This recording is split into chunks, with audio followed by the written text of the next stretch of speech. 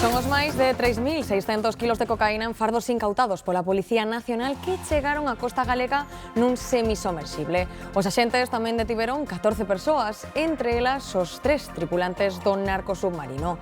É a primeira vez que unha operación policial consegue arrestar os navegantes. Hai moitos máis obxetos comisados.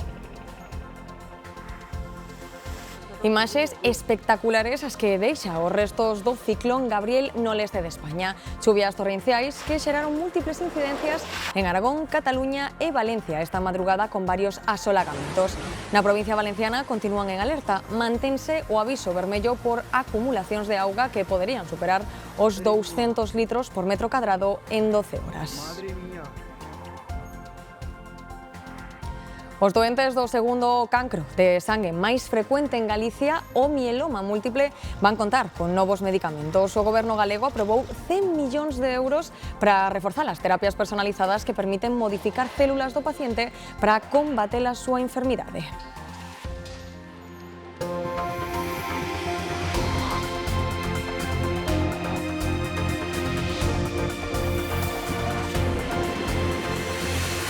Saúdos, boas tardes. A Sanidade Galega incorpora novos fármacos de última xeración para tratar o cancro.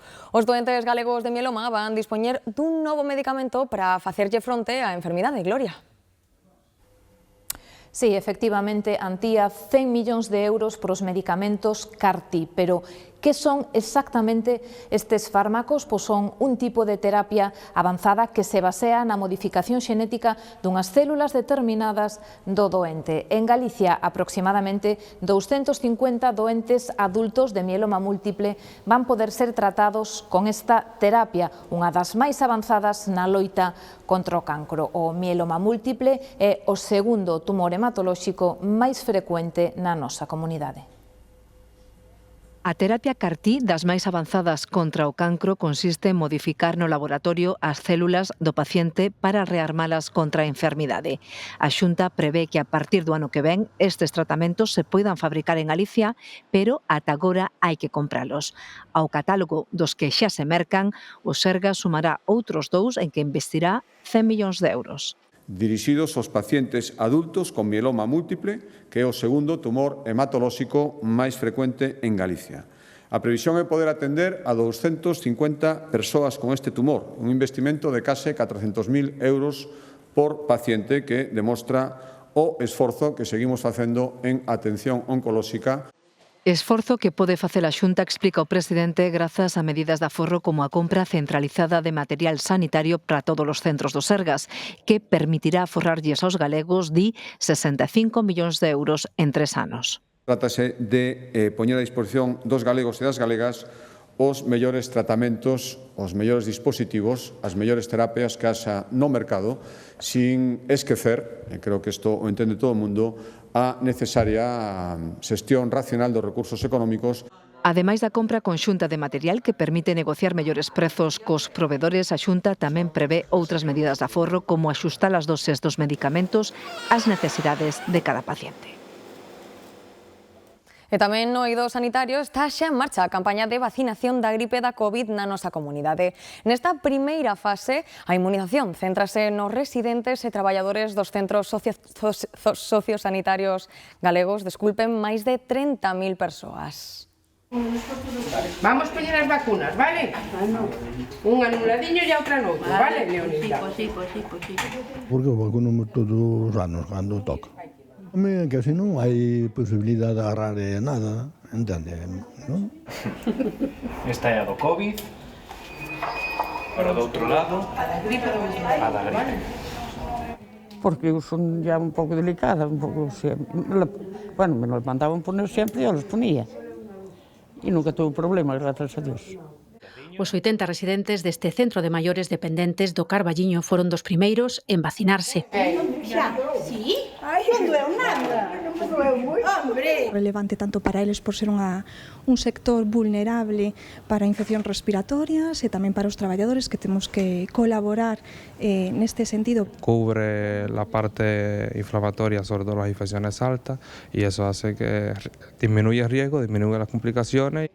E redúcense os ingresos hospitalarios. Aquí xa reciben dende sempre a vacina da gripe reforzada que este ano se estenderá fora das residencias a todos os maiores de 70 anos despois dos resultados obtidos tralo ensaio clínico. O ano pasado era os maiores de 80 e este ano ponse a reforzada aos maiores de 70 anos, porque se viu unha disminución importante nos ingresos hospitalarios por gripe.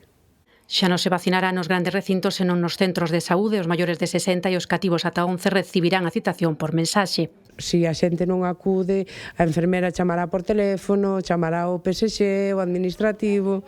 Para que ninguén quede sen vacinar, hoxe os que recibiron a picada teñeno claro. Desde que vacuno, nunca tan ben pasei os invernos como pasa agora. E a xente que non se vacuna, que se anime a vacunarse, non doi nada e non pasa nada. A campaña alongarase ata o 31 de decembro. O seguinte prazo de vacinación empeza o 13 de outubro, cando comezará a vacinación infantil con varias novidades. Amplíase ata os 11 anos e arrinca un programa piloto en centros educativos para inmunizar máis de 19.000 nenos. O 20 do mes que ven comezarán a citar os maiores de 70 anos, que no plan deste ano van recibir a dose antigripal reforzada. A campaña remata coa fin deste ano o 31 de decembro e a Consellería de Sanidade procura neste tempo mellorar a taxa de vacinación dos sanitarios. Tose, dor de gorxa, secreción nasal, os virus respiratorios regresan polo outono e o coronavirus non podía faltar á cita. Empecé con moito cansancio, dolor de cabeza. Estou de vacacións, co cual non hai problema. Eu vin pensando que tiña o COVID, pero fixeronme a proba e non, era un catarro, gripe, algo... E como sempre que medran os casos, as primeiras en notalos son as farmacias. Nesta de Ames, as vendas de test disparáronse nos últimos 10 días. Incluso podería dicirche que vendemos nesta última semana o doble ou triple que nas anteriores. A venda de antigripais non medrou na mesma medida, así que a sospeita é que a maioría dos casos son leves e non precisan asistencia sanitaria. Claro, é que non son graves, non? Que non supón unha atención médica especializada, senón que son síntomas que podes resolver na casa. Así e todo, hoxe no Sergas constan 971 casos activos e 142 hospitalizados con coronavirus. Por iso, compre non baixar a garda e usar a máscara en caso de infección para protexer os máis vulnerables. Cando vexo que estou un pouco resfriado ou así, aínda que non me fago o test de COVID, poño unha máscara por si acaso. Un centro de saúde é sempre un foco, tamén para non salir con ningún regaliño de outra persoa. E se conviven ou traballan con grupos de risco, o consello é vacinarse aproveitando que a campaña xa está en marcha. Vacuno todos os años, después del COVID, con las dos cosas, de flu y de, ¿cómo se llama?, y de COVID. Vacinas, máscaras e test cos que previre cortar a transmisión dun virus que, malia formar parte da nosa rutina, compre non subestimar. O sector turístico da Coruña plántase contra o cobro da taxa que teñen que aplicar dende hoxe a todos os visitantes que pernocten na cidade. Piden no xulgado a paralización cautelar da taxa porque din non se adapta á normativa autonómica. É un recurso semellante ao que presentaron os hostaleiros de Santiago. A Coruña é desde hoxe a primeira cidade de Galicia na que os turistas teñen que pagar por pasar a noite. A taxa oscila entre 1 e 2,5 euros por visitante noite, en función da categoría do establecemento. Hai cada vez máis turistas, cousa que é positiva. Nós non nos movemos nos extremos, non temos turismofobia, nin nos movemos nos extremos, pero creemos que hai que buscar un equilibrio e creo que a taxa turística precisamente busca eso. Uns recursos que se destinarán a afrontar os gastos que ocasiona o turismo na cidade, pero o sector bota contas, di que na Coruña non hai tensión e que unha medida como esta xa está provocando que moitos turistas desvíen as súas reservas cara a concellos da área metropolitana. Al final, el hecho de que haya una tasa turística en una ciudad en la cual hay un 60% de ocupación y por lo tanto no requiere o no hay esa tensión que se hace entrever en este tipo de normas, pues puede hacer pensar al cliente eso, que la ciudad está saturada y no es así. Por iso piden ante a Xustiza a paralización cautelar da taxa, como xa fixeron os hostaleiros de Compostela. Creen que non cumpre a lei. Según o informe que temos da Universidade de Santiago de Compostela, non cumpre especificamente a lei publicada e promulgada pola Xunta de Galicia. Se teria que ter escoitado un pouquiño máis o sector para tratar de buscar puntos de encontro. Unha falta de diálogo que non comparte o Concello de Santiago, que xa presentou as súas alegacións ante a Xustiza. Non hai ningún motivo para que este mércores non entre en vigor ese imposto que entendemos que ademais é o acaído e o correcto para para a cidadanía de Compostela. Tras da Coruña e Santiago, tamén Vigo iniciou xa os trámites para o cobro da taxa turística. E falando de hotéis, que lles parecería se lles preguntan a idade cando se queren aloxar nun? E sobre todo, se lles denegan a estancia por ter máis de 45 anos. ¿Y a nosotros a dónde nos mandan? ¿A la tercera residencia de tercera edad o qué? No, me parece bien, ¿eh? De ayudarte también a ponerte en contacto con gente de tu edad. Pois seleccionar o tipo de cliente dependendo da súa idade xa é algo que están poñendo en marcha algúns aloxamentos en grandes cidades como Madrid, Barcelona e Sevilla. Unha cadea de hostais, os coñecidos como hostels, permiten aloxarse únicamente a persoas con idades comprendidas entre os 18 e os 45 anos, unha medida que xa foi denunciada por varias asociacións de consumidores. Non se coñecen os motivos, pero unha cadea de hostais que opera por toda Europa xa selecciona a idade dos seus clientes para poder aloxarse. Esa franxa é dos 18 aos 45 anos. ¿Y a nosotros a dónde nos mandan? ¿A la tercera residencia de tercera edad o qué? Es que no tiene sentido, cada persona puede ir donde le apetezca. De momento, esta medida afecta a un tipo de establecemento en concreto, os coñecidos como hostels, é dicir, lugares máis pequenos e baratos, dado que as instalacións son compartidas. Eu entendo que moitas das veces ao millor é por esa razón, un pouco para que non se encontren sorpresas e de alguna maneira teñan reclamacións a posteriori por haber pasado por unha habitación de moita xente. As cidades afectadas son Madrid, Barcelona e mesmo Sevilla. Aquí incluso a idade baixa ata os 40 anos. Eso supongo que será a lo mejor en las grandes capitales por la masividad, pero aquí no. No lo veo lógico porque si no mueren los hoteles. Galicia conta con varios estabelecementos destas características. Neste de Ourense non hai limitación ningunha. De feito, aquí conflúen peregrinos, turistas e mesmo traballadores. É un motivo de edadismo ou dar un discurso máis como cool, que somos cool se só temos xente que é divertida, porque pensan o mellor que os que son maiores son aburridos. Para min é unha tontería perder toda esa xente que é unha fonte de cartos para ti, para o teu negocio. A medida din dende as propias asociacións de consumidores que é discriminatoria. Están cometiendo una infracción en materia de consumo. Claramente la ley prohíbe la discriminación en el acceso a los servicios en función de la edad. En calquera caso, como clientes deberase reclamar e o establecemento podería ser sancionado. Varias asociacións de consumidores xa denunciaron estas prácticas. Galicia e a China aspiran a ser socios estratéxicos. Nos últimos anos vimos como moitas das nosas empresas abriron mercados no país asiático, pero sobre todo estamos vendo como cada vez máis grupos chineses se están a implantar na nosa comunidade.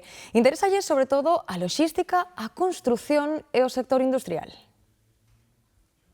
Para ter éxito nun mercado como o chinés é importante ter claro isto. No mercado chino non só existe un mercado chino, hai unha agrupación de moitos mercados. A día de hoxe hai máis de 600 empresas galegas traballando con China. Unha delas, a pesqueira viguesa Pesciro, é un exemplo de éxito. Para logralo, deseñou unha estrategia de proximidade.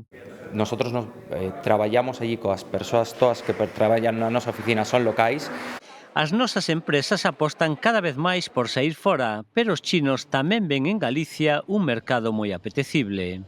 Galicia es una tierra de oportunidades. Hoy en día es un entorno seguro, un entorno previsible y un entorno competitivo para invertir. Os empresarios teñeno claro, hai presente, pero tamén moito futuro.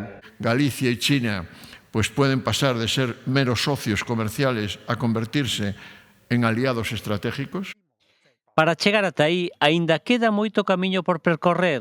As cifras din que a balanza comercial aínda está moi desequilibrada. Vendemos pouco máis de 200 millóns de euros, pero as nosas compras superan os 2.000 millóns.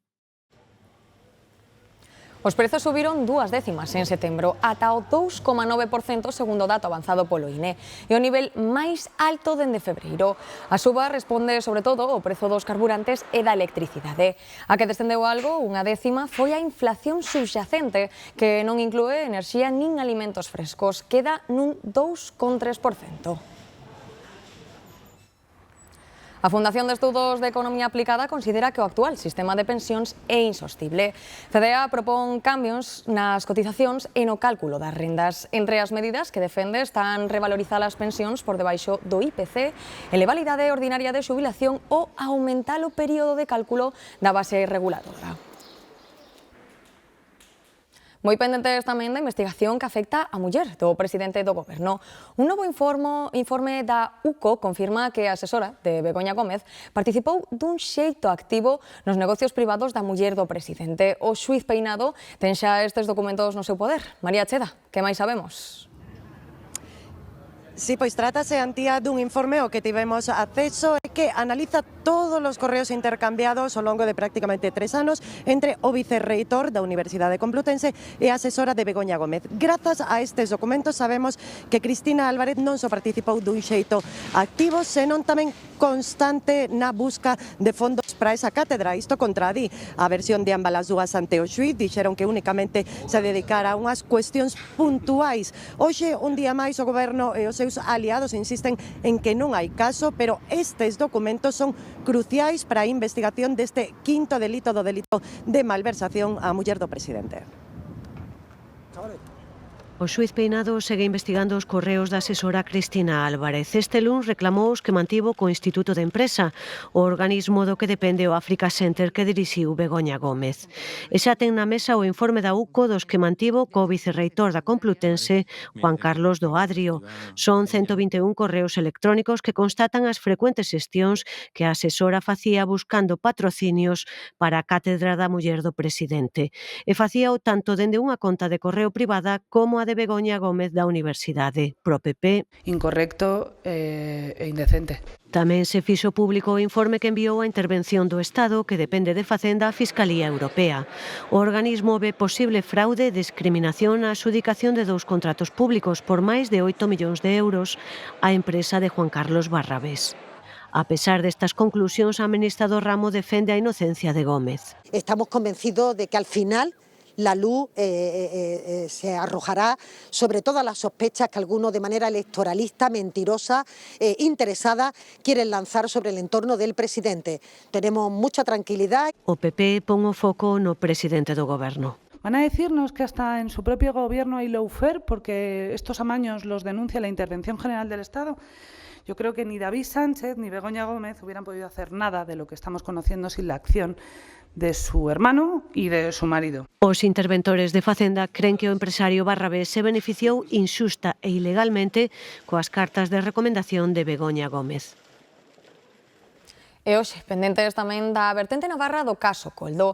María Chivite, a presidenta de Navarra, asegura no Senado que Santos Cerdán, ex número 3 do PSOE, agora en prisión, acudía con ela aos ministerios para negociar obras. A atención está especialmente na adxudicación do túnel de Belate a Servinavar, unha empresa supostamente beneficiada da trama. Chivite asegura que Santos Cerdán a acompañaba cando estaban en xogo investimentos para Navarra e que o facía pola súa condición de diputado. En varias ocasiones me ha acompañado el señor Santos Cerdán, algunas de las reuniones que he mantenido en los ministerios y se lo solicitaba yo. En algunas ocasiones se lo pedía, en otras ocasiones no se lo pedía.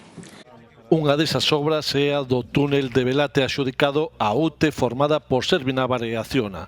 Chivite tamén asegurou que se enterou da relación de Cerdán coa empresa Servinavar a través da prensa.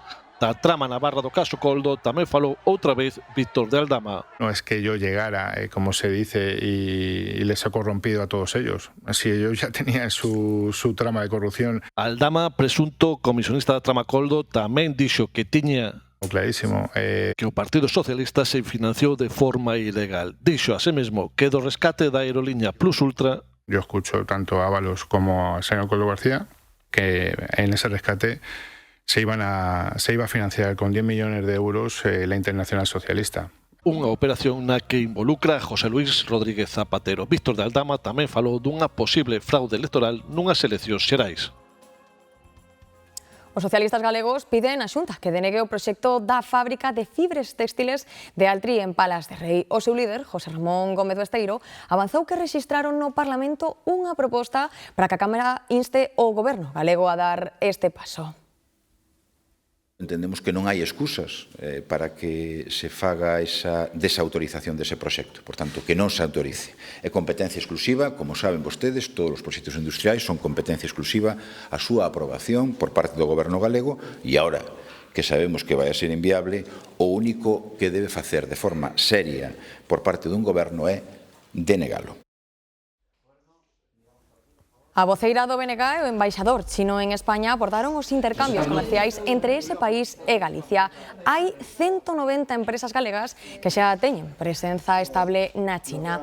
Dende o BNG creen que hai marxe para que Galicia saque máis proveito comercial. Creemos que é un país que abre enormes oportunidades para que as nosas empresas podan expandirse. De feito, neste momento temos unha balanza comercial que é deficitaria con China, importamos 10 veces máis do que exportamos e creemos que sería relevante que se podan abrir novas oportunidades para o noso tecido empresarial. Trump e Netanyahu reúnense hoxe para negociar a fin da guerra en Gaza. É a cuarta xuntanza entre os dous mandatarios no que vai do 2025. Sobre a mesa, un plan de 21 puntos impulsado por Washington que busca o avance no alto o fogo, a liberación dos reféns e o futuro da franxa baixo supervisión internacional. Comisións Obreiras e UGT preparan xa as mobilizacións do 15 de outubro nos centros de traballo para solidarizarse con Gaza. Presentan este paro laboral convocado polos sindicatos como unha xornada de loita, de debate e de denuncia da situación na franxa. O Partido Proeuropeo faise coa maioría absoluta nun dos territorios da antiga Unión Soviética, Moldova. As eleccións fan que os moldavos teñan un goberno europeísta e afasta a fantasma de que un territorio da Unión Europea se achegue a Rusia. María Calvo. Sí, pese a todas as inxerencias rusas e o diñeiro que Rusia gastou intentando mercar votos, intimidar e difundir mentiras, fracasou. Así de claro din desde aquí, desde a Comisión Europea, onde hoxe admiten estar impresionados pola resiliencia do pobo moldavo e a súa determinación de manter o país na senda correcta da democracia e da prosperidade. A Unión Europea xa agarda traballar co novo Parlamento e o próximo goberno moldavo avanzando cara á adhesión á Unión. A propia presidenta da Comisión destacou que a porta está aberta e que a Unión Europea segue sendo un socio comprometido e fiable con Moldavia, un país, insiste von der Leyen, que fixo unha elección clara pola democracia, a liberdade e Europa.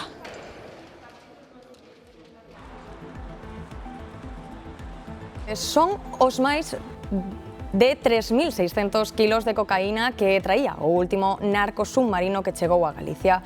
Nuns minutos, todos os detalles do Alixo. Esta investigación, con estos resultados que hemos obtenido, posiblemente estemos hablando de las más importantes aprehensiones de cocaína de los últimos años. A Xunta recorre ante a defensora do pobo europeo a prohibición de acceso ao expediente sobre a AP9. Nese escrito di que para Galicia é esencial coñecer o expediente porque trata dunha infraestrutura estratégica para a comunidade. A Xunta quere saber os termos do documento que declara ilegal a ampliación da concesión ata o 2048. A información que xa lle reclamaron o Goberno Central sen resposta. E o Consello da Xunta tamén deu luz verde ao proxecto do enlace directo entre o polígono de Areas coa vía de alta capacidade Tui-A Garda. Contará cun orzamento de 1,6 millóns de euros e facilitará a mobilidade das empresas. Susana. Este enlace directo coa autovía Tui-A Garda facilitará a entrada e saída de camións dende este polígono de Areas con 2 ramais. O que se aproba agora é a segunda parte destas obras que mellorarán a seguridade e a loxística da zona de tal xeito que as empresas xa non teñen que facelo acceso a través da zona comercial co resto dos veciños. Dende a propia Asociación Empresarial de Areas destacan que antes tiñan problemas, ás veces cos trailers de grandes dimensións que quedan agora solucionados co novo acceso e destacan que tamén se mellora en tempo de desplazamento e en seguridade para veciños e transportistas. Esta autovía suporá un investimento global de 188 millóns de euros por parte da Xunta de Galicia. E comezan os trámites para construir un novo polígono empresarial no concello de Poio, un dos que ten maior demanda de parcelas para a instalación de empresas. A Xunta arranca o proceso para esta obra, na que investirá case 30 millóns de euros. Estará na zona de Fraga Moreira. Novo accidente nunha estrada que conduce ao pantano de Cecebre, no concello coruñés de Bergondo. Ali, un tráiler quedou atrapado nunha gabia ao querer esquivar un coche que viña de fronte. Non houbo feridos, pero a estrada estivo cortada parte da mañá. Unha vez máis, segundo os veciños. Atrapado nunha gabia duns 30 centímetros de profundidade, así quedou este tráiler ao intentar esquivar un coche que viña de fronte por esta estrada que conduce ao pantano de Cecebre. Esta estrada é moi estreita, non caben dous vehículos a par, que meteu a roda neste caso na tajea. Malia a aparatosidade do sinistro, non hai que lamentar feridos, os danos foron só materiais. A afectación, en principio, a veciña, a propiedade privada é mínima. O camión ten danado solo o espello retrovisor do lado dereito e un cachiño da caixa. É o saldo do último accidente acontecido nesta zona, cualificada polos veciños como un punto negro na circulación. Que isto é moi habitual. De feito, a semana pasada caeu outro coche. Tamén cruzáronse dous e caeu outro coche. Hai un mes caeu outro. Hai un tempo, un ciclista matouse debaixo dun camión aquí. Os veciños, unha vez máis, piden a ampliación deste treito da vía. É que é a única solución. Levamos loitando desde os 90. Isto é un muro, foi denunciado no seu momento que se estaba construindo nun sitio que non correspondía, non pasou nada, fíxose e, máis lonxe de todo eso, patrimonio teno protegido. Desta volta, tras case 3 horas de retencións, o tráiler foi retirado e a estrada quedou liberada. Os accidentes de tráfico con animais implicados seguen aumentando en Galicia. A maioría son en estradas locais e o animal que provoca moitos dos accidentes é o xabaril, Xoel. Sí, de feito, Antía, 3 de cada 5 accidentes con animais que se rexistran na nosa comunidade foron causados pola invasión de xabarís en estradas como esta. En total, ata xullo deste ano, rexistráronse en Galicia 1.710 accidentes con este animal, unha cifra que lonxe de diminuir foi en aumento tamén durante o mes de agosto en case un 20%. Aumentan tamén os accidentes con outra especie, neste caso co corzo, que pasaron de 48 en agosto do ano pasado a 84 no mesmo mes deste ano. Entre as causas dese aumento da siniestralidade están, por exemplo, os incendios forestais. Por iso, unha das provincias máis afectadas polos lumes, a de Ourense, rexistrou un incremento dos sinistros habituais que pasaron de 80 a máis de 100. Este xabaril apareceu ferido este ano na estrada local de San Paio, en Ribadavia, presuntamente por un golpe contra un vehículo que non deu parte. Estoutras imaxes tamén son deste ano en estradas da comarca do Ribeiro. Un accidente dun motorista contra un xabaril en Beade e outro choque con xabaril na autovía das Rías Baixas. Un animal atropellado que non genera feridos ou calquer cosa tampouco se nos chama, non suele ser eso. Si pode producir un accidente porque queda na carretera ou tal, si se nos avisa, se nos chama porque estamos atentos, retiremos ou calquer outra cousa. No conxunto da provincia de Ourense rexistráronse entre xaneiro e o que levamos de setembro 1.104 colisións e falta o último trimestre, que adoita ser o peor porque se reduce a visibilidade nas estradas. A última hora do día, claro, non hai luz desde as mellores 6, 7 da tarde e estes meses son delicados, por iso digo que se levamos 1.100 faltando este trimestre, vamos ir a un número moi elevado este ano.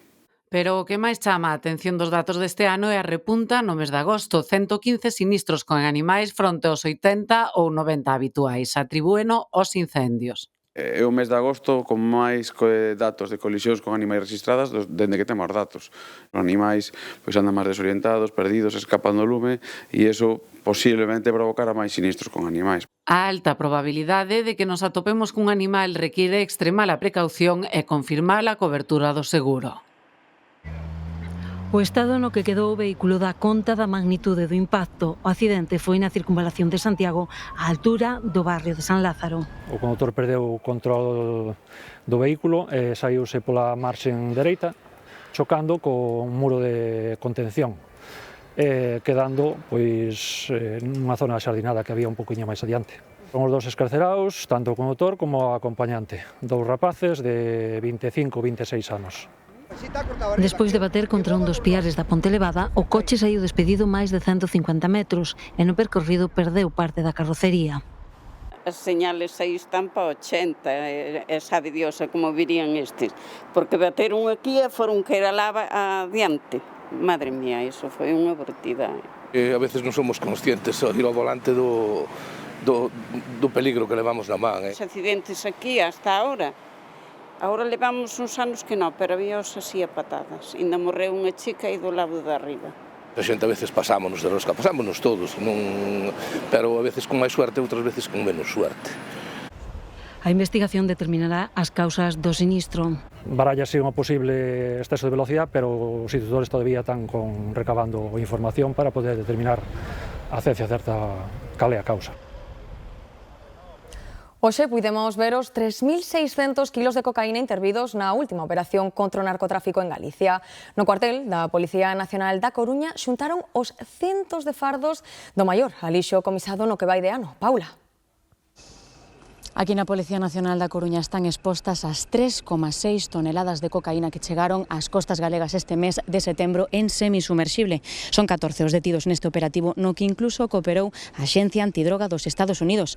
O 13 de setembro interceptouse a droga iniciándose unha persecución que finalizou cando un dos vehículos volcou a carga. Logo, a mañá seguinte localizouse o resto da mercancía na praia de Niñeiriños. Despois dunha vintena de rexistros na comarca do Barbanza e tamén na do Salnés, resultaron detidas esas 14 persoas e intervíronse, ademais, máis de 50.000 euros, varias embarcacións e vehículos e tamén dispositivos con información. Coñecíamos o dato, pero agora temos tamén a imaxe: 3.650 kilos de cocaína repartidos nunha chea de fardos envoltos en tea de saco de cor azul que non chegaron ao mercado. Mensaxe clara aos capos da droga. Creo que hoxe lanzamos unha mensaxe moi clara ás organizacións criminais. Galicia non é, nin será refuxo para o narcotráfico. É o maior alixo detectado en Europa nos últimos anos, golpe importante a unha organización criminal galega e non só pola cantidade comisada. Posiblemente estemos hablando de las más importantes aprehensiones de cocaína de los últimos años. La droga está bien, pero desarticular toda la organización y dejarles sin capacidad de volver a actuar está mucho mejor. As alarmas saltaron hai un mes en Outes, onde se localizou unha posible organización criminal dedicada ao transporte de cocaína a grande escala. Ali preparáronse as embarcacións con motores de última xeración. Esas lanchas saíron do Freixo, vixiáronos por terra e deron cos coches xa coa droga cargada na praia de Niñeiriños, na Pobra do Caramiñal. Hemos sido capaces de intervenir la droga en tierra, cosa que tampoco es habitual en Galicia. A organización tiña empresas pantalla a un e outro lado da ría, negocios relacionados coa reparación e venda de equipos náuticos. Dos 14 detidos, 12 están en prisión, entre eles algúns dos que subiron as lanchas para recoller a droga e tamén os 3 tripulantes do narcosubmarino.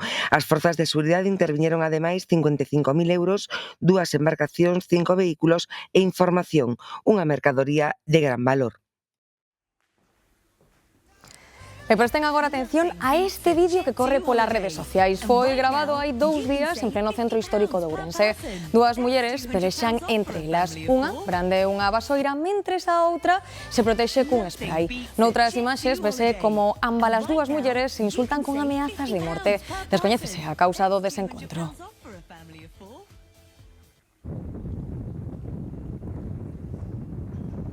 A Garda Civil localizou dentro do maleteiro dun coche o cadáver dun home de 54 anos desaparecido en Almería. Segundo fontes próximas á investigación, o cadáver presentaba sinais evidentes de violencia.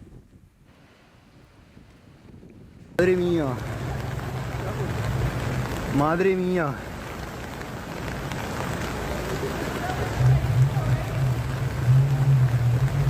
Son as imaxes que deixa tras de sí a borrasca cos restos do ciclón Gabriel no leste de España. A EMET mantén en aviso vermello ata esta medianoite a provincia de Valencia. En Aragón e Cataluña van baixando os niveis de alerta despois dos momentos críticos vividos de madrugada. A noite foi complicada para os servicios de emerxencias de Aragón. A situación máis crítica viviuse na cunca do río Huerva, preto da zona onde se xunta co Ebro, a poucos kilómetros de Zaragoza. As rúas das localidades situadas nas marxes do río anegáronse de súpeto e houbo que rescatar familias que quedaran illadas nas súas vivendas. Ahora hemos evacuado a una familia que estaba confinada en su vivienda, en la planta de arriba. Tiene anegada toda la planta de abajo, vehículos. Nos hemos quedado sin luz, ha desplazado vehículos. Ha habido una tromba de agua y nos ha entrado todo lo que ha caído. Por suerte no hemos tenido desgracias personales, ha habido rescates en el cauce, rescates en el barranco, ha habido afecciones en calles, en bajeras, en garajes, en comercios. En todo o curso do Ebro, xa na provincia de Tarragona, tamén se rexistraron incidencias, sobre todo en estradas e ferrocarrís. Pero arestora a Generalitat Catalá considera que o peor xa pasou.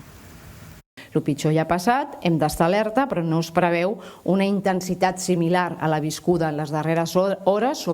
En Tarragona rebaixouse o aviso vermello este mediodía, pero máis ao sur, en Castelló e Valencia, seguirá vixente ata medianoite. En Gandía e a súa comarca xa se recolleron 100 litros por metro cadrado ao longo da mañá, cun pico de 50 litros en 20 minutos. No litoral valenciano preocupa sobre todo a sorte que poidan correr as zonas afectadas pola Dina de 2024. Os veciños temen que a historia se repita, cando aínda non lograron superar o ocorrido hai 11 meses. Tornaràs començar altra volta, perquè nosaltres no tenim ni barranc arreglat, ni els col·lectors arreglats, ni les alcantarilles en condicions, no tenim res. Situación ben distinta a que temos en Galicia, onde temos por diante un día con temperaturas agradables. Estas son imaxes da Coruña, onde sí que hai algunha nube no ceo, pero os termómetros superarán os 20 graus. No sur está o ceo máis despexado. Estas son imaxes de Vigo, onde non hai nubes e loce o sol. Os termómetros subirán aquí ata os 26 graus. Lembren que estas e outras cámaras poden velas na nosa páxina web g24.gal. Di o refrán, o verán de San Miguel faltará moi rara vez. E semella que desta volta non vai faltar non. Anticiclónica sobre Galicia e ademais hai que engadir unha entrada de aire cálido de latitudes inferiores. Isto dará lugar a que teñamos varios días consecutivos de tempo seco, soleado en xeral e con temperaturas en ascenso. Temperaturas en ascenso con picos moi propios do verán. O mércores poderíamos chegar xa a valores de 30 graus ou mesmo superalos localmente na metade sur de Galicia, especialmente no interior. Pois con estas temperaturas sigamos botando man do refraneiro. En setembro a fin de mes, a calor volve outra vez, porque nisto dos ditos populares, os galegos temosles fe. Nací en unha parroquia de San Miguel en Valga. ¿Cómo no voy a creer? Casi se cumple cada ano, Por estas fechas ainda seguimos indo á playa. E un sol de carallo a veces. Pero ben, sí que o hai. Non fago moito caso, hai moita variación de todo. Sexa como for, este verán que confirman os expertos é moi ben recibido. Esperaba que hubiese lluvia e isto é un verano. Sempre é grato, sempre un bo regalo, ¿no? E calor, ai, bendito sea Dios. Bendicido este tempiño de setembro, algúns cos ollos postos xa no de novembro. En noviembre, verán de San Martiño. Todo ano de veranos. Hai que ir á praia outra vez. Con este bo tempo, un bo plan é sair tomar o aperitivo. E nos últimos tempos están volvendo a ser protagonistas as gildas, Nuria. Si moi poucos se atreverían a pronosticar hai uns anos o actual éxito deste aperitivo con máis de 80 anos de historia. Un pequeno bocado composto de oliva, bocarte e piparra que vive unha segunda xuventude grazas a locais como este do Ensanche de Compostela. De esencia humilde, o certo é que podemos atopar tapas máis tradicionais como esta que ven aquí, a outras máis sofisticadas ou premium. Aquí neste restaurante de Compostela teñen a súa propia gilda. Aquí chamanlle nada menos que matrimonio e é que o vintage está de moda tamén a hora do aperitivo. Segundo a lenda, a gilda naceu en Donostia nos anos 40. A un cliente do Barballés deulle por inserir nun pau os 3 petiscos que lle puxeron co viño. Unha piparra, unha oliva e un bocarte. E como eran os tempos do boom da película de Rita Hayworth, bautizaron o petisco como gilda, porque dicían que era verde, salgado e picante como a ela. Foi un clásico dos bares en toda España e agora volve con forza. Es un pincho así fresquito que siempre entra bien con un aperitivo, una cañita, un vermú, y aquí por ahora las tenemos con cecina sobre un bloque de queso manchego o de matrimonio, las de toda la vida, con anchoa y boquerón, y con la piparra, que siempre le da un toque picantón. Este fin de semana esgotouse todo o que tiñamos na tenda. Sí que é algo que dende, bueno, sempre no verán sube o consumo deste tipo de produtos, non? Porque é moi cómodo para un picoteo cos amigos, coa familia, super cómodo. Non hai que confundir a Gilda, máis propia do norte de España, coa banderilla. As banderillas non inclúen os boqueróns nen as anchoas. Normalmente levan o pepinillo pois máis grande ou máis enteiro. E a Gilda o que ten é iso, que alterna o boquerón ou a anchoa e dá outro sabor completamente diferente. É máis típico do norte, entón, bueno, pois é máis intenso de sabor. Nestes tempos de esferificación e cociña molecular, este clásico volve estar de moda nas nosas barras e mesas. Cada ano tiranse no mundo máis de 2.500 millóns de toneladas de comida, o que viría sendo como tirar cousa de 80 toneladas cada segundo do día. Para tentar concienciar e reducir esas cifras, hoxe celebrase o Día Internacional contra o Desperdicio Alimentario. Vese que compramos máis alimento do que precisamos, porque tiramos ao lixo máis de 24 kilos de comida por persoa e ano. O ano pasado, o desperdicio alimentario pasou 2.125 millóns de kilos en España. É demasiado, pero foron 50 millóns menos que o ano anterior, así que parece que imos concienciándonos. Como está la alimentación, creo que habrá menos desperdicio alimentario porque está demasiado caro. O algún recurso pues para hacer croquetas o empanadas o un revuelto. Así que con los compañeros de piso compartimos y tal, e intentamos no desperdiciar mucho. Tiramos menos na casa, pero tamén no resto da cadea alimentaria. Na tenda de María hai anos que fan lotes para vender o que lles sobra ao final do día. Venden a través dunha aplicación coa que traballan máis de 20.000 establecementos en España. Eles cóbraselle, creo que sobre 4 ou 5 euros, non sei canto, pero nós poñemos sobre 15, o sea que é unha terceira parte do valor do produto que leva. Outro exemplo, un almorzo do hotel 5 estrelas por 4 euros. É moi difícil poder cuantificar a cantidade que tes que poñer de cada cousa.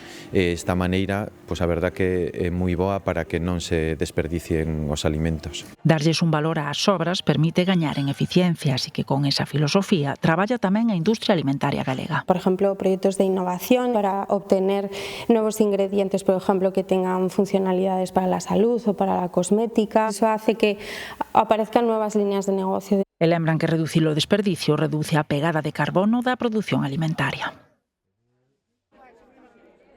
Priorizar o consumo de alimentos frescos ou optar pola carne procedente de gandería extensiva son algunhas das receitas para comer de xeito sostible e saudable. Facemos un cogollo, o que é unha folliña de leituga con un guisiño de polo con unhas especies. Bea Soutelo foi a cociñeira encargada do deseño desta primeira etapa, pero o Creamos Saúde Tour vai ir desde hoxe con diferentes chefs por 7 cidades galegas. O ano pasado esta iniciativa chegou a 1.800 persoas de máis de 65 anos. As persoas maiores nos focalizámonos moito nelas, intentamos que teñan unha vida mellor, que nas nosas tendas pois compren fácil. Pois que siga a manter ese hábito de cociña todos os días, de que baixe pois a compra, de que baixe ao mercado, ese produto de proximidade. Algúnas persoas recoñecen que cos anos se cansaron de cociñar, pero explican que comer san non é difícil. Potajes, sopa, garbanzos, todo de cuchara. Verdura e despois pescado, carne. Quedei 8 anos solo e quixen fazer o primeiro cocido. Gastei máis de chamadas telefónicas que chamando a miña sogra que estaba nunha aldea, o que lle botaba que... Os que teñen menos experiencia hoxe puideron levar mandil e un libriño de receitas doadas para ir practicando.